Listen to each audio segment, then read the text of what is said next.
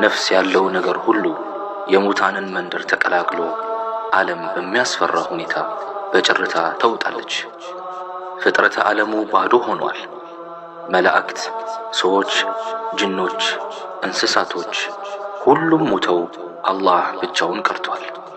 ያ ቀን የአላህ ቁጣው እጅጉን አይሏል። ያ ቀን ለተጸጻቶች በሩ የሚዘጋበት ቀን ነው። ያ ቀን ሚስጥሮች ሁሉ ይፋ የሚወጡበት ቀን ነው። አዎ ያ ቀን መላእክት በፍርሃት የሚንበረከኩበት ቀን ነው። ያ ቀን የቂያማ ቀን ነው። ፍጥረተ ዓለም በደረቅ ጭርታ ተውጦ ሳለ አላህ ኢስራፊል የተባለውን መልአክ በመቀስቀስ የመሰብሰቢያ ጥሩምባውን እንዲነፋ ያዘዋል። መልአኩም ለትዕዛዙ እጅ በመንሳት ለዕለቱ የተዘጋጀውን ጥሩምባ በከፍተኛ የድምፅ ኃይል ሲነፋ ነፍስ ያለው ነገር ሁሉ ከሙታን መንደር መትመም ይጀምራሉ። ሰዎች፣ ጂኖች፣ መላእክት፣ እንስሳት እና ሌሎችም ፍጥረታት የጥሩምባውን ድምፅ ሲሰሙ ሁሉም በያሉበት ይባንናሉ። የሰው ልጆችም በዚህ አስፈሪ ድምፅ በመበርገግ ከአደም ጀምሮ እስከ መጨረሻው ትውልድ ያለው ሁሉ ከሰውነቱ አፈር እያራገፈ ከቀብሩ መነሳት ይጀምራል። ሁሉም እርቃኑን ነው። ጫማ የለም፣ ልብስ የለም። ሁሉም ልክ እንደተወለደ ሆኖ ከቀብሩ እየወጣ መሰብሰብ ይጀምራል። ትዕይንቱ እጅጉን ያስፈራል። ሰዎች በከፍተኛ ግራ መጋባት ውስጥ ናቸው። ሁሉም ደንግጧል። ለዘላለም ከተጋደመበት ለምን እንደተቀሰቀሰ አያውቅም። ድንጋጤው ይህን ለማስተንተን ፋታ አይሰጥም። ሁኔታው ለሁሉም ያስደነግጣል። ማንም ስለማንም ማሰብም ሆነ መጨነቅ አይፈልግም። ሁሉም ራሱን ማዳን ነው የሚፈልገው። በዚህ ሁኔታ ሁሉም ፍጥረታት ከሞታቸው ከተቀሰቀሱ በኋላ ወደ አርዱል ማሕሸር የመሰብሰቢያይቱ ምድር ሁሉም ይተማል። ያቺ ምድር እኛ የምናውቃት ምድር አይደለችም። ያቺ ምድር ለሒሳብ ብቻ የተፈጠረች ምድር ናት። ምንም አይነት ወንጀል በላይዋ አልተፈጸመባትም። ዚና አልተሰራባትም። ደም አልፈሰሰባትም። በቃ ንጹህ ምድር ናት። ፍጥረታት ወዴት መሄድ እንዳለባቸውና ወዴት እየሄዱ እንደሆነ ሳያውቁ ብቻ ወደዚያች ምድር በጅምላ ይነዳሉ። ከፊሉ ሰው እየጋለበ ወደዚያች ምድር ያቀናል። ሌላው በፍጥነት እየተራመደ ይሄዳል። የተቀሩትም በፊቶቻቸው እየተንከባለሉ በግዳቸው ይሄዷታል። ብቻ ሁሉም እንደየሥራው ጥራት የአካሄዱም ሁኔታ ይለያያል። ያን ቀን ማንም ማንንም ሊያናግር አይችልም። ብቻ ሁሉም ከራሱ ጋር ያወራል። ይህች ምድር እኛ የምናውቃት ናት ወይስ ሌላ ናት? አይ እሷ እንኳን አይደለችም። እሷ ብትሆንማ የታሉ ወንዞቿ? የታሉ ጋራ ሸንተረሯ? የታሉ ሸለቆቿ? በማለት እያሰላሰሉ ወደ መሰብሰቢያው ያቀናሉ። ሁሉም በማያውቋት ምድር ላይ ሆነው ዙሪያቸውን በመመልከት በፍራቻና በግርምት መሃል ሲዋልሉ ድንገት ከወደ ላይ በኩል በሚያስፈራ ሁኔታ ሰማዩ ይሰነጠቃል። ሁሉም ድንብርብሩ ይወጣል። የሰማዩ መሰንጠቅ ያስከተለው ከፍተኛና አስፈሪ ድምፅ ሁሉንም ወደ ላይ ቀና ብለው እንዲመለከቱ ያስገድዳቸዋል። አሁን የሁሉም አይን ተሰንጣቂው ሰማይ ላይ ፈጥጧል።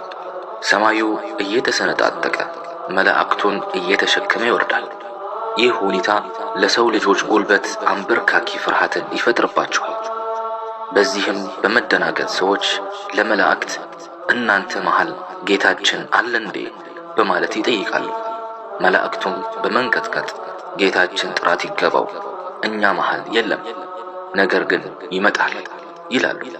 በዚህ መሃል ሰዎች በዝምታና በድንጋጤ ተውጠው ሳለ የዓርሽ ተሸካሚ መላእክት የፍጥረት ዓለሙን ጭርታ በተስቢሕና በተህሊል እያደመቁ መውረድ ይጀምራሉ።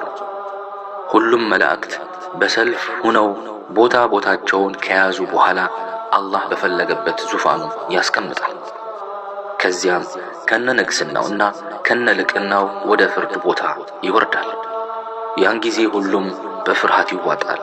መላእክት፣ ሰዎች፣ ጅኖች ሁሉም ፍርሃት ድንበሩን ያልፍባቸዋል። ማንም ምንም አይተነፍስም። አካባቢው ምንም እንኳን በብዙ ፍጥረታት ቢሞላም አላህ ሲወርድ ጭር ይላል። ከዚያም አላህ እናንተ የሰው ልጆችና ጅኖች ሆይ ከተፈጠራችሁበት ዕለት አንስቶ እስከዚህች ቀን ድረስ እኔ እናንተን ሳዳምጥና ሥራዎቻችሁንም ስመለከት ቆይቻለሁ። ዛሬ እኔን በጥሞና አድምጡ። እነሆ የሥራችሁ ውጤት የተመዘገበበት መዝገብ በእያንዳንዳችሁ ላይ ይነበብላችኋል። በዚያ መዝገብ መልካም ነገርን ያገኘ አላህን ያመስግን፣ ነገር ግን መጥፎ ነገር ያገኘ ነፍሱን እንጂ ሌላ ማንንም መውቀስ አይችልም በማለት የስብስቡን መክፈቻ ተናግሮ ፍጥረቱን በፍርሃት ይውጣል። ይህን ሲሰሙ ሁሉም ይደነግጣሉ። በድንጋጤ እንባ ከምንጩ ይደርቃል። ሰው ሁሉ ልክ እንደ ሰካራም ይዋልላል። የአላህ ቁጣ ያሸበራቸው መላእክትም ሰልፋቸውን ይዘው የሚሆነውን በፍራቻ ይጠባበቃሉ። መላእክቱ የሰው ልጆችን ዙሪያ በመክበብ መሄጃ ማምለጫ ያሳጣሉ። ፀሐይ ከሁሉም ሰው ጭንቅላት በስንዝር ርቀት ላይ ትገኛለች። ቃጠሎዋ አይሏል። የፀሐይዋ ንዳድ ብዛት ሰው አናቱ እንደፈላ ውሃ ይንተከተክ ጀምሯል። ሰው የገዛ ላቡ እንደ ወንዝ ያሰምጠው ይዞታል። ግማሹ እስከ ቁርጭምጭሚቱ፣ ከፊሉ እስከ ጉልበቱ፣ ከፊሉ እስከ ወገቡ፣ ሌላው እስከ አንገቱ። ብቻ አካባቢው በሰዎች ላብ አስፈሪ ማዕበልን ፈጥሯል። ምንም ጥላ የሚባል ነገር የለም። ቦታው እልም ያለ በረሃና ለጥ ያለ ሜዳ ነው። ሰው በዚህ አንተክታኪ የፀሐይ ንዳድ ውስጥ ሳለ ከወደ አላህ በኩል አንድ ጥሪ ይመጣል። ያን ጥሪ ረሱል የኔ ጣፋጭ አለይሂ ሰላቱ ወሰላም ሲገልጹት ያምርባቸዋልና አንድ አፍታ ከሳቸው ጋር ልተዋችሁ። ጥላ የሚባል ነገር በማይኖርበት ቀን አላህ ሱብሓነሁ ወተዓላ 7 ሰዎችን በራሱ ጥላ ስር ያስጠልላቸዋል። አንደኛ ፍትሃዊ መሪ፣ ሁለተኛ አላህን በማምለክ ያደገ ወጣት፣ ሶስተኛ ዘወትር በመስጂዶች ላይ ልቡ የተንጠለጠለ ሰው፣ አራተኛ ሁለት ለአላህ ብለው የተዋደዱና ከተለያዩም ለሱ ብለው የሚለያዩ ሰዎች፣ አምስተኛ ባለጸጋና ቆንጆ ሴት ለሐራም ስትጠራው አላህን እፈራለሁ ያለ ሰው፣ ስድስተኛ በቀኙ ሲመጸውት ከግራው የሚደብቅ በቅንፍ ውስጥ ሙኽሊስ፣ ሰባተኛ ብቻውን አላህን አስታውሶ የሚያለቅስ ሰው። ያን ቀን እነኚህ 7 አይነት ሰዎች ከዚያ ሐሩር ይድናሉ። በዚህ ሁኔታ ነው እንግዲህ አላህ ሱብሓነሁ ወተዓላ ለኔ ልቅና ብለው የተዋደዱ የታሉ?